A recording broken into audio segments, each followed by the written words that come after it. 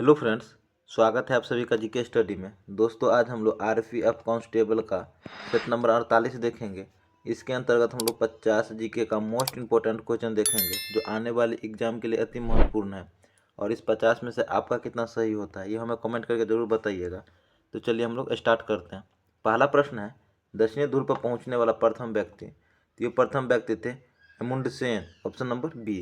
कौन थे? एमुंडसेन थे। जबकि रॉबर्ट पियरी उत्तरी ध्रुव पर पहुंचने वाला प्रथम व्यक्ति थे।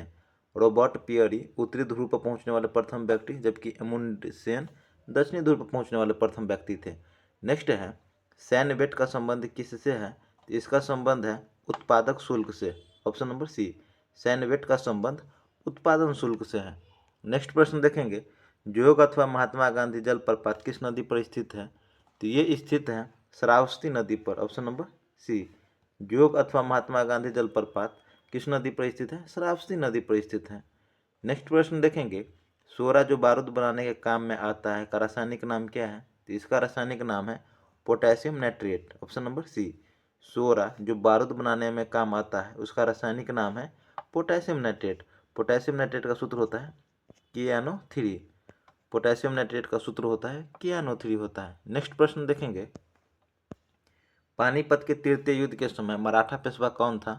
तो इस समय मराठा पेशवा था Balaji Bajirao, option number A. Panipat के तृतीय युद्ध के समय मराठा पेशवा बालाजी बाजीराव थे। पानीपत का तृतीय युद्ध 1761 में हुआ था। पानीपत का तृतीय युद्ध 1761 में हुआ था, जबकि मराठा पेशवा बालाजी बाजीराव थे। नेक्स्ट प्रश्न है, मनुष्य के शरीर में सबसे छोटी ग्रंथि है? तो सबसे छोटी ग्रंथि पिट्यूटरी ग्रंथि है, ऑप्शन नंबर सी। शरीर में सबसे छोटी ग्रंथि पिट्यूटरी ग्रंथि है। नेक्स्ट प्रश्न देखेंगे, विश्व मानक दिवस किस तिथि को मनाया जाता है?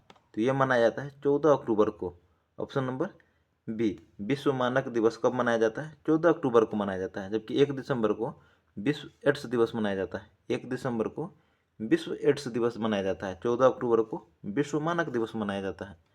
नेक्स्ट प्रश्न देखेंगे, कितने पाकिस्तान किसकी रचना है? यह रचना है कमलेश्वर, ऑप्शन नंबर सी। कितने पाकिस्तान किसकी रचना है? तो ये रचना है कमलेश्वर की। नेक्स्ट प्रश्न है, हरिजन सेवक संघ गठित किया गया था? तो ये किया गया था महात्मा गांधी के द्वारा, ऑप्शन नंबर सी। हरिजन सेवक संघ गठित किया गया था महात्मा गांधी के द्वारा गठित किया गया था। नेक्स्ट प्रश्न देखेंगे, सत्यार्थ प्रकाश पवित्र पुस्तक है? तो ये पवित्र पुस्तक है आर्य समाज की, option number A. Satyarth Prakash पवित्र पुस्तक है आर्य समाज की है। नेक्स्ट प्रश्न देखेंगे, श्रीमद् भगवत गीता मौलिक रूप से किस भाषा में लिखी गई थी? तो ये लिखी गई थी संस्कृत में, option number A. Shrimad Bhagavad Gita Sanskrit में लिखी गई थी। नेक्स्ट प्रश्न देखेंगे, भारत में संसद के दोनों सदनों की समिति के बैठक की अध्यक्षता कौन करता है? तो अध्यक्षता करते हैं लोकसभा अध्यक्ष, ऑप्शन नंबर सी। भारत में संसद के दोनों सदनों की सम्मिलित बैठक की अध्यक्षता लोकसभा अध्यक्ष करते हैं, जबकि सम्मिलित बैठक की बुलावा राष्ट्रपति करते हैं। संयुक्त बैठक बुलाते हैं राष्ट्रपति, जबकि अध्यक्षता करते हैं लोकसभा अध्यक्ष। नेक्स्ट प्रश्न देखेंगे, नेक्स्ट प्रश्न है, सर्वोच्च न्यायालय में एक मुख्य न्यायाधीश के अतिरिक्त कितने न्यायाधीश होते हैं? 30, ऑप्शन नंबर सी। एक मुख्य न्यायाधीश के अतिरिक्त सर्वोच्च न्यायालय में कितने न्यायाधीश होते हैं? 30 न्यायाधीश होते हैं। नेक्स्ट है, विश्व व्यापार संगठन का मुख्यालय कहाँ है? तो इसका मुख्यालय है जिनेवा में। विश्व व्यापार संगठन का मुख्यालय कहाँ है? जिनेवा में। विश्व व्यापार संगठन की स्थापना कब हुआ था? कि इसकी स्थापना 1 जनवरी 1995 में हुआ था। विश्व व्यापार संगठन की स्थापना कब हुआ था? 1 जनवरी 1995 को। मुख्यालय जिनेवा में स्थित है। नेक्स्ट प्रश्न देखेंगे, राग जो सुप्रभात के समय गाया जाता है, तो ये राग है तोड़ी, ऑप्शन नंबर ए। राग जो सुप्रभात के समय गाया जाता है वो है तोड़ी। नेक्स्ट प्रश्न देखेंगे, भूदान आंदोलन की शुरुआत हुई थी? तो इसकी शुरुआत हुई थी आंध्र प्रदेश से, ऑप्शन नंबर सी। भूदान आंदोलन की शुरुआत कहाँ से हुई थी? आंध्र प्रदेश से। इसकी शुरुआत विनोबा भावे ने किया था। भूदान आंदोलन की शुरुआत विनोबा भावे ने आंध्र प्रदेश से किया था, जबकि इसकी शुरुआत 1951 से हुआ था। भूदान आंदोलन 1951 में प्रारंभ हुआ था। नेक्स्ट प्रश्न देखेंगे, भारत में किस राज्य में सर्वाधिक कोयले के भंडार हैं? तो सर्वाधिक कोयले की भंडार है झारखंड में, ऑप्शन नंबर डी। सर्वाधिक कोयले का भंडार कहाँ है? झारखंड में है। नेक्स्ट प्रश्न देखेंगे, भारत में परमाणु ऊर्जा का जनक किस वैज्ञानिक को कहा जाता है? तो ये कहा जाता है होमी जहांगीर भाभा को। Option number B. भारत में परमाणु ऊर्जा का जनक होमी जहांगीर भाभा को कहा जाता है। नेक्स्ट प्रश्न देखेंगे, सिलिकोसिस एक है, तो सिलिकोसिस एक क्या है? तो यह है फेफड़े संबंधित बीमारी। सिलिकोसिस एक फेफड़े संबंधित बीमारी है। नेक्स्ट प्रश्न देखेंगे, डिजिटल कंप्यूटर किस सिद्धांत पर कार्य करता है? तो यह कार्य करता है गणना के सिद्धांत पर। Option number A, digital computer गणना के सिद्धांत पर कार्य करता है। नेक्स्ट प्रश्न देखेंगे, आंतरिक जल मार्ग के रूप में किस नदी का महत्व सर्वाधिक है? तो ये सर्वाधिक महत्व है राइन नदी का। ऑप्शन नंबर सी, आंतरिक जल मार्ग के रूप में राइन नदी का महत्वपूर्ण है। नेक्स्ट प्रश्न देखेंगे, भारत में पहला लौह इस्पात उद्योग स्थापित किया गया था?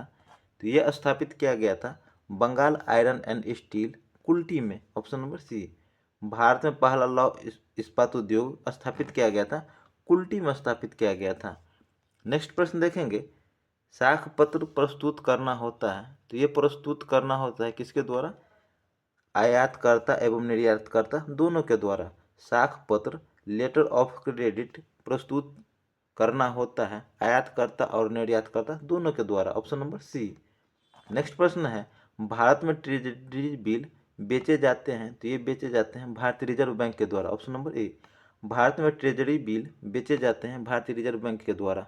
नेक्स्ट प्रश्न है, एलिफेंटा के प्रसिद्ध शैल को काटकर बनाए गए मंदिरों का श्रेय दिया जाता है, तो ये श्रेय दिया जाता है राष्ट्रकूट को। ऑप्शन नंबर डी, एलिफेंटा के प्रसिद्ध शैल को काटकर बनाए गए मंदिरों का श्रेय राष्ट्रकूटों को दिया जाता है।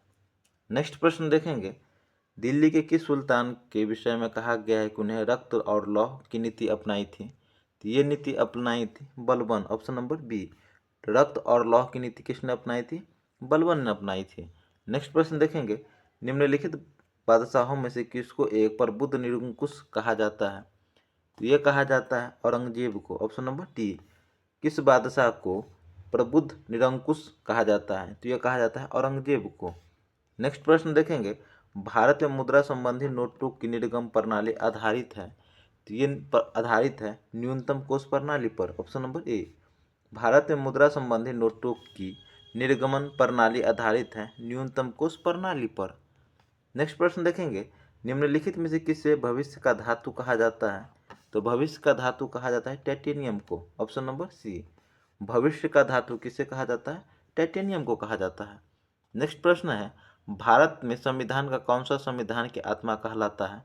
तो यह कहलाता है संवैधानिक उपचारों का अधिकार। ऑप्शन नंबर डी, भारत के संविधान का कौन सा संविधान का आत्मा कहलाता है? संवैधानिक विचार का अधिकार कहलाता है। नेक्स्ट प्रश्न देखेंगे, उच्चतम न्यायालय से कानूनी मामलात पर किसको परामर्श लेने का अधिकार है? तो ये परामर्श लेने का अधिकार है राष्ट्रपति को। ऑप्शन नंबर बी, उच्चतम न्यायालय से कानूनी परामर्श लेने का अधिकार राष्ट्रपति को है। नेक्स्ट प्रश्न देखेंगे, निम्नलिखित में से कौन संचार की सबसे बड़ी पोतवाहक नहर है? तो ये है सुएज नहर। ऑप्शन नंबर डी, संचार की सबसे बड़ी पोतवाहक नहर कौन सी है? सुएज नहर है। नेक्स्ट प्रश्न देखेंगे, भारत के किस राज्य में चाय का उत्पादन अत्यधिक होता है? तो सबसे अधिक उत्पादन होता है असम में। ऑप्शन नंबर बी, किस राज्य में चाय का उत्पादन सबसे अधिक होता है? असम में होता है। नेक्स्ट प्रश्न देखेंगे, कपास की उपज के लिए उपयुक्त मिट्टी होता है, तो ये उपयुक्त मिट्टी होती है काली मिट्टी। ऑप्शन नंबर डी, कपास की उपज के लिए उपयुक्त मिट्टी काली मिट्टी है। नेक्स्ट प्रश्न देखेंगे, भारत में न्यूनतम मजदूरी अधिनियम कब लागू किया गया था? तो ये लागू किया गया था 1948 में। ऑप्शन नंबर बी, न्यूनतम मजदूरी अधिनियम कब लागू किया गया था? 1948 में लागू किया गया था। नेक्स्ट है, भारत में पहला समाचार पत्र निम्नलिखित में से किसने शुरू किया था? तो ये शुरू किया था जेम्स ए हिकी ने। Option number D, James Hickey. Bharat में पहला समाचार पत्र किसने शुरू किया था? जेम्स हिकी ने शुरुआत किया था 1780 में। भारत में पहला समाचार पत्र किसने शुरू किया था? जेम्स हिकी ने शुरुआत किया था 1780 ईस्वी में। नेक्स्ट प्रश्न देखेंगे, देशबंधु के नाम से कौन विख्यात थे? तो ये विख्यात थे चित्तरंजन दास। ऑप्शन नंबर सी, देशबंधु के नाम से विख्यात थे चित्तरंजन दास। नेक्स्ट प्रश्न देखेंगे, अंतर्राष्ट्रीय रेड क्रॉस का मुख्यालय कहाँ स्थित है? तो इसका मुख्यालय जिनेवा में है। अंतर्राष्ट्रीय रेड क्रॉस का मुख्यालय जिनेवा में है। नेक्स्ट प्रश्न देखेंगे, निम्न दाब का केंद्र है, तो इसका केंद्र है साइक्लोन। ऑप्शन नंबर ए निम्न दाब का केंद्र है, साइक्लोन है। नेक्स्ट प्रश्न देखेंगे, भारत के किस राज्य में सबसे ज़्यादा लेप्चा जनजाति पाई जाती है? तो ये पाई जाती है सिक्किम में। ऑप्शन नंबर सी, किस राज्य में सबसे ज़्यादा लेप्चा जनजाति पाई जाती है? तो ये पाई जाती है सिक्किम में। लेप्चा जनजाति सिक्किम में पाई जाती है। नेक्स्ट प्रश्न देखेंगे, रूसी क्रांति के जनक कौन थे? तो रूसी क्रांति के जनक थे V.I. लेनिन थे। ऑप्शन नंबर सी, रूसी क्रांति के जनक कौन थे? V.I. लेनिन थे। नेक्स्ट प्रश्न देखेंगे, विश्व का सबसे बड़ा पशु मेला जो एक माह तक चलता है कहाँ आयोजित होता है? तो ये आयोजित होता है सोनपुर बिहार में। सोनपुर बिहार में विश्व का सबसे बड़ा पशु मेला सोनपुर बिहार में आयोजित होता है। नेक्स्ट प्रश्न देखेंगे, नहवा सेवा या जवाहरलाल नेहरू बंदरगाह परियोजना कहाँ अवस्थित है? तो ये अवस्थित है मुंबई में। नहवा सेवा या जवाहरलाल नेहरू बंदरगाह मुंबई में स्थित है। नेक्स्ट प्रश्न देखेंगे, कौन सा देश 1000 झीलों की भूमि कहलाता है? तो ये देश कहलाता है फिनलैंड। ऑप्शन नंबर बी, 1000 झीलों की भूमि फिनलैंड कहलाता है। नेक्स्ट प्रश्न देखेंगे, 14 नवंबर को किस दिवस के रूप में मनाया जाता है? तो ये मनाया जाता है बाल दिवस के रूप में। 14 नवंबर को किस दिवस के रूप में मनाया जाता है? बाल दिवस के रूप में मनाया जाता है। नेक्स्ट प्रश्न देखेंगे, विश्व में चांदी का सर्वाधिक उत्पादक है? तो सर्वाधिक उत्पादक है मैक्सिको। ऑप्शन नंबर बी, विश्व में चांदी का सर्वाधिक उत्पादक कौन सा है? मैक्सिको है। नेक्स्ट प्रश्न देखेंगे, भारत सरकार का प्रथम न्यायिक अधिकारी कौन होते हैं? तो ये होते हैं महान्यायवादी। ऑप्शन नंबर सी, भारत सरकार का प्रथम न्याय अधिकारी कौन होते हैं? महान्यायवादी होते हैं। नेक्स्ट प्रश्न देखेंगे, भरतनाट्यम किस राज्य का प्रमुख शास्त्रीय नृत्य है? तो भरतनाट्यम तमिलनाडु का है। ऑप्शन नंबर सी, भरतनाट्यम किस राज्य का प्रमुख शास्त्रीय नृत्य है? तमिलनाडु का। नेक्स्ट प्रश्न देखेंगे, विकसित देशों में मुद्रास्फीति का आकलन किसे आधार बनाकर किया जाता है? तो ये किया जाता है उपभोक्ता मूल्य सूचकांक को आधार बनाकर। ऑप्शन नंबर बी, विकसित देशों में मुद्रास्फीति का आकलन किसे आधार बनाकर किया जाता है? उपभोक्ता मूल्य सूचकांक को आधार बनाकर। नेक्स्ट प्रश्न देखेंगे, संविधान के अनुच्छेद 352 के अंतर्गत आपातकाल में कौन सी मौलिक अधिकार निलंबित नहीं किया जा सकता है? तो ये निलंबित नहीं किया जा सकता है जीवन का अधिकार। ऑप्शन नंबर सी, अनुच्छेद 352 के अंतर्गत आपातकाल में कौन सा मौलिक अधिकार निलंबित नहीं किया जा सकता है? जीवन का अधिकार। तो दोस्तों हमारा 50 क्वेश्चन का सेशन कंप्लीट हुआ। ये सेशन आपको कैसा लगा हमें कमेंट करके जरूर बताइएगा। सेशन अच्छा लगा तो लाइक कीजिएगा, कमेंट कीजिएगा, चैनल पर नहीं तो सब्सक्राइब कीजिएगा। मिलते हैं नेक्स्ट सेट में, तब तक के लिए जय हिंद, जय भारत।